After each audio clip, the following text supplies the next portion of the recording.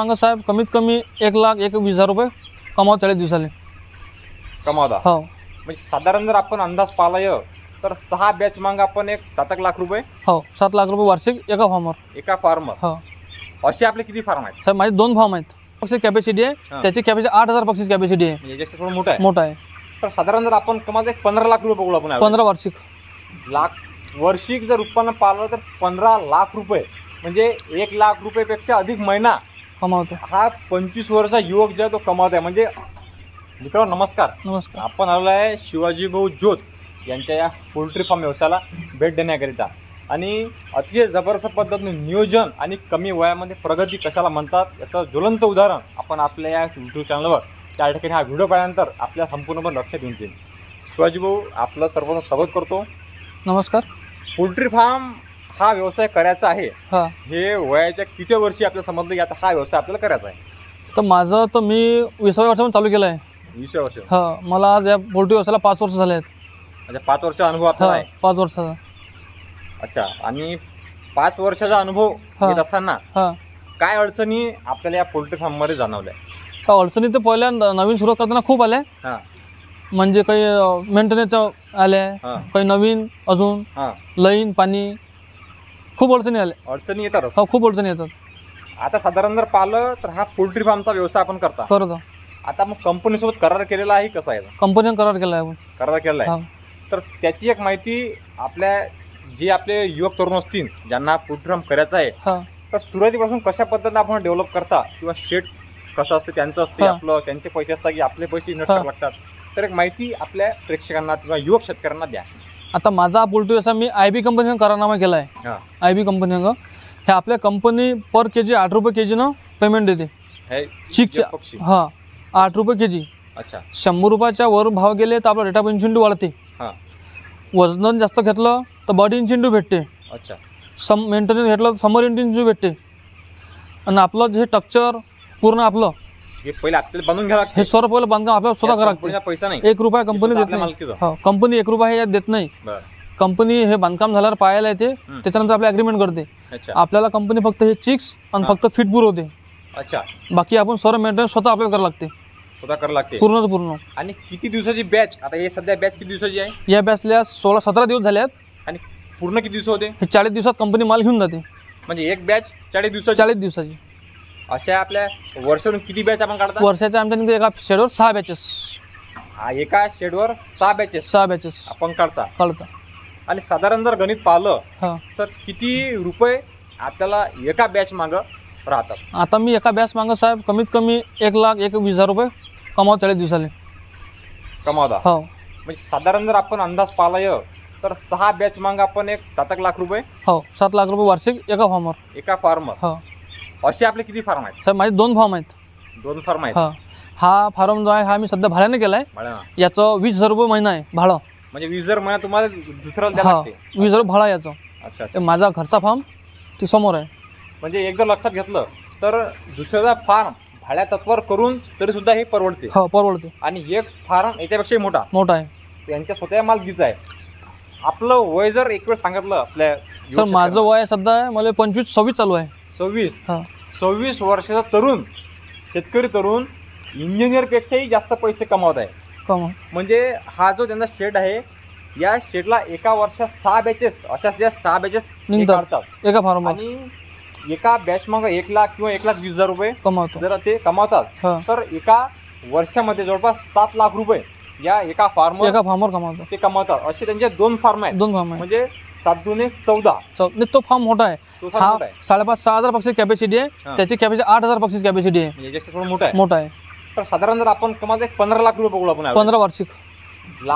वार्षिक जर उत्पन्न पाहिलं तर 15 लाख रुपये म्हणजे 1 लाख रुपयेपेक्षा अधिक महिना कमावतो. हा 25 वर्षाचा युवक जो आहे तो कमावत आहे. म्हणजे इंजिनियर सुद्धा पुणे मुंबईला 1 लाख रुपये शिवाजीभाऊ कमावत नाही. बरोबर. घरी राहून स्वतःची शेती करून म्हणजे आणि जर खास पाहिला आपण तर आपल्या घरी शेती किती आहे? माझ्याजवळ शेती फक्त एकरभर शेती आहे. 1 एकर शेतीवर म्हणजे शेतकऱ्यांच्या मनामध्ये बांधलं. आणि खास करून युवक शेतकऱ्यांनी शिवाजी भाऊची एज जी आहे फक्त 25 वर्ष त्यांची एज आहे.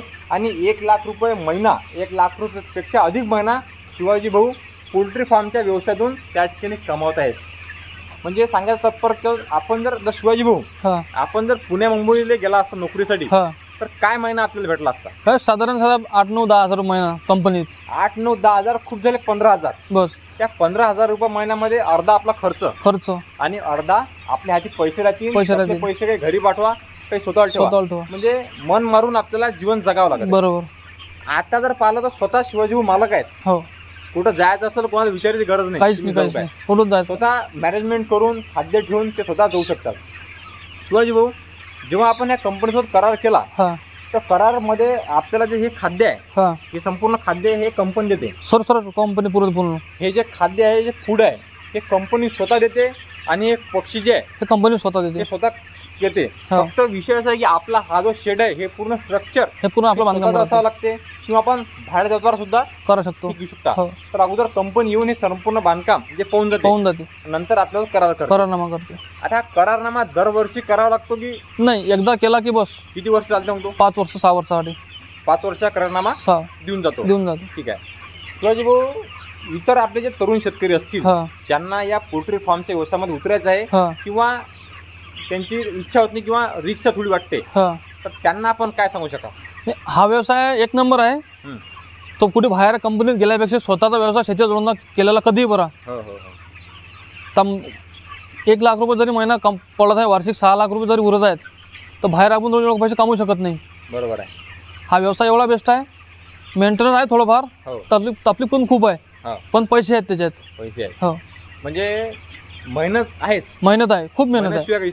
मेहनत आहे. आणि अगोदर आपण जेव्हा सुरुवात केली असणार आपण अपयशाच्या थोड्याशा गेला सांग किंवा फेल्युअर आहे, पहिल्याला अपयश आहे हे सुद्धा आपल्याला आपल्या आलाशी वाटेल. माझ्या पहिल्या नवीन शेडवर जेव्हा नवीन बांधकाम केलं होतं घरचं, त्याच्यावर पहिल्या 2-3 बॅचेस एकदम कमी पेमेंट निघायचं आहे, 30,000 40,000. मग त्यावेळेस आपल्याला नॉलेज नव्हते त्याच्यात. म्हणजे आता जवळपास 5 वर्षाचा अनुभव आपल्याला आहे, दांडगा अनुभव आहे. आता कोणालाही विचारायची गरज नाही. शिवाजी भाऊ एकटेच पूर्ण फार्मचं नियोजन असो किंवा स्ट्रक्चर असो पूर्ण आहे. आणि आपण जर एक गोष्ट पाहिली तर एक स्वतःचा आहे याच्यापेक्षा मोठा, आणि हा फार्म भाडेतत्वावर घेऊन ते व्यवसाय करत आहेत. का बरं? कारण त्यांना यामध्ये आर्थिक उन्नती, आर्थिक नफा हा सापडलेला आहे आणि आर्थिक या नफ्याची या व्यवसायी नाळी त्यांनी पकडलेली आहे. हे गोष्ट महत्वाची आहे. शिवाजी भाऊ आता ही जे कंपनी आहे आपण करार करता ही एकच अशी कंपनी आहे की महाराष्ट्राची कंपन्या महाराष्ट्रात भरपूर मार्केटला कंपन्या खूप आहेत, पण IB अशी कंपनी आहे की सर्वात जास्त पैसे देते. याचं पर केजी 8 रुपये आहे, तर बाकीच्या कंपनीचं 5.5-6 रुपये केजी आहे. आणि विश्वासातली एक नंबर कंपनी विश्वासातली. अच्छा. म्हणजे आपल्याला जर जे कंपनी आपल्याला सोयीस्कर वाटेल त्या कंपनीचं आपण करार करू शकता, परंतु या व्यवसायामध्ये उतरायच काही हरकत नाही. एक नंबर धंदा आहे. तरुण उद्योगांना व्यवसाय करायला काही हरकत नाही याच्यात. अच्छा. आता हे जे आपलं शेड आहे हे किती बाय किती असेल अंदाजे? हे 30 बाय 170. असं 30 170. आणि खाली काही खडा कुठं टाकलेलं आहे? खाली पूर्ण हे कुटार आहे. ठीक आहे. म्हणजे हे जे आम्ही बॅच गेल्यानंतर याचं 25,000चं खत विकतो हर बॅचले. ते वेगळं म्हणजे 25,000चं जे खत जे आहे, कारण याचं खत सुद्धा डिमांडिंग असते. एक नंबर खत शेतीसाठी. आणि शेतीसाठी 25,000 रुपयाचं खत विकतात ते वेगळं. त्यामुळे आपलं जे मेंटेनन्स निघून सर मजुरी मेंटेनन्स सर्व निघून जाते. म्हणजे जे आपण हे पक्षी विकतात निवड नफा आपल्याला राहतो. निवड नफा फक्त शुद्ध जे आपला कंपनी देते तो पूर्ण आपला प्रॉफिट. जे आपण यातलं खत विकतो त्याच्यावर आपला पूर्ण खर्च, मजुरी, लेबर सर्व निघून जाते. आता मे महिना आहे तर या मे महिन्यामध्ये आपण याच्या पद्धतीनं कशा पद्धतीने निगा राखली पाहिजे? सर या मे महिन्यामध्ये आपण कूलर लावले आहेत, 2 कूलर लावल्यात समोर. एक इथं फॅन लावला आहे मोठा, त्यामागे पण कूलर आहे. म्हणजे चांगला थंडी हवा लावता. इकून तिकून जे साईडनं जाळी आहे याला आम्ही दुपारी 12 नंतर गोंधळी असते पूर्ण पॅक ड्रिपची. अच्छा. ती पूर्ण याच्या अंदर पूर्ण थंडावा राहते. ठीक आहे. म्हणजे एक चांगल्या पद्धतीनं आर्थिक उन्नती एक शेतकरी घरी राहून. आता यांचं जे गाव आहे ते अकोला जिल्ह्यामध्ये हिंगणी गावाचे शिवाजी भाऊ जोत ते आहे. आपल्याला याची इच्छा असेल तर एक वेळ जरूर शिवाजी भाऊ जोत यांच्या फार्मर भेट द्या. आणि आपल्याला जर हा व्यवसाय सुरू करायचा असेल तर हा व्हिडिओ आपल्यासाठी अत्यंत महत्त्वाचा बनणार आहे. आणि खरं पाहिलं म्हणजे शेतकऱ्यांच्या मुलांना, युवकांना शेतीमध्ये उतरवणं, व्यवसायामध्ये उतरवणं हाच त्या ठिकाणी आपला प्रामाणिक प्रयत्न आहे.